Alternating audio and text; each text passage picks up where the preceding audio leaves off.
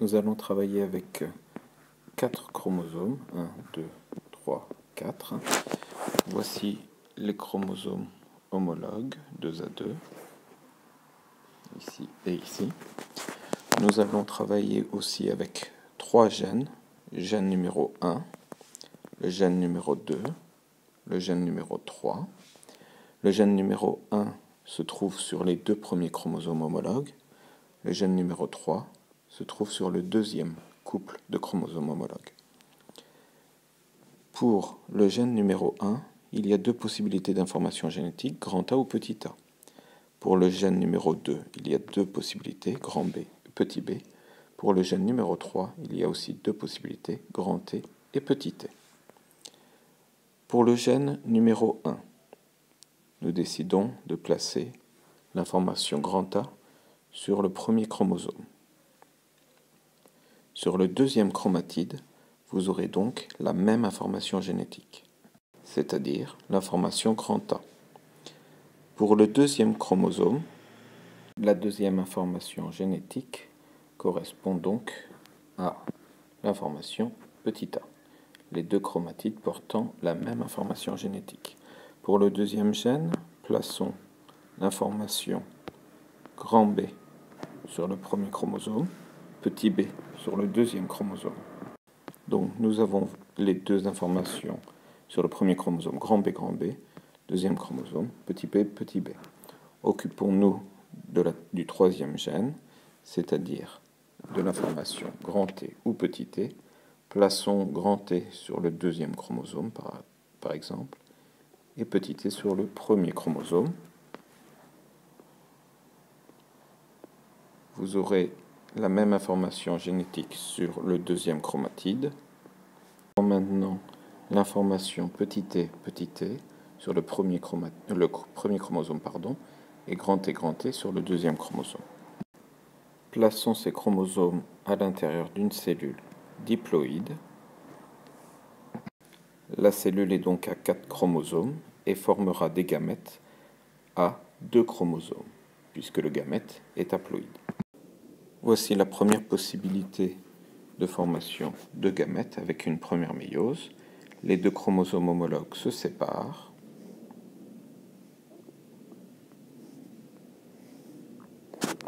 Et nous obtenons donc un premier gamète formé de l'information petit a, petit b, grand T, et un deuxième gamète avec l'information grand A, grand B, petit t.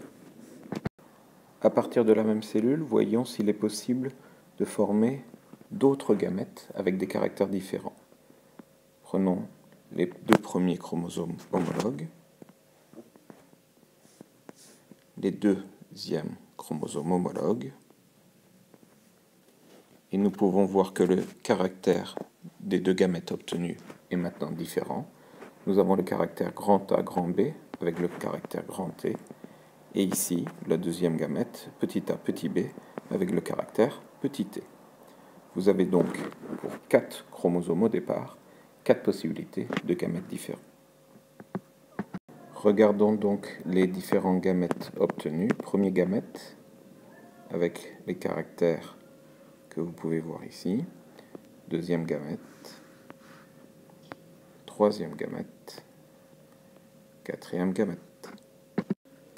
Ces 4 possibilités ont été obtenues sans avoir de crossing over, c'est-à-dire de brassage intrachromosomique. Observons maintenant ce qui va se passer avec le crossing over. Vous avez donc toujours les 4 chromosomes. En prophase 1, les chromosomes homologues vont former des tétrades de chromatides. Et lorsqu'ils forment ces tétrades de chromatides, ils vont pouvoir échanger de l'information génétique. Après le crossing over, vous avez donc l'information grand A qui est associée à la formation petit b et la deuxième information petit a associée à l'information grand B. Les 2 informations ont été échangées entre les 2 chromosomes homologues. Quels seront les premiers résultats au niveau de 2 premiers gamètes? On sépare les chromosomes homologues. Le premier chromosome homologue se retrouve dans le premier gamète, le deuxième chromosome homologue dans le deuxième gamète, et on répartit nos deux autres chromosomes homologues, Au niveau des résultats du caractère, nous avons donc maintenant l'information petit a avec l'information grand B et l'information petit t. Ici, grand A, petit b avec grand T. Et maintenant la deuxième possibilité, donc nous allons avoir le premier chromosome homologue qui va se diriger. Le deuxième chromosome homologue va se retrouver dans la première cellule. Ensuite, le grand et le petit. Au niveau des résultats des caractères, vous avez petit a, grand B avec grand T, grand A, petit b avec petit t. En résumé, vous avez donc 4 possibilités sans crossing over au niveau des informations génétiques. Donc vous avez bien 4 gamètes différentes en faisant une simple méiose sans avoir besoin d'un crossing over. Avec le crossing over, vous obtenez 4 autres possibilités de gamètes. Donc le mélange génétique va augmenter grâce au crossing over.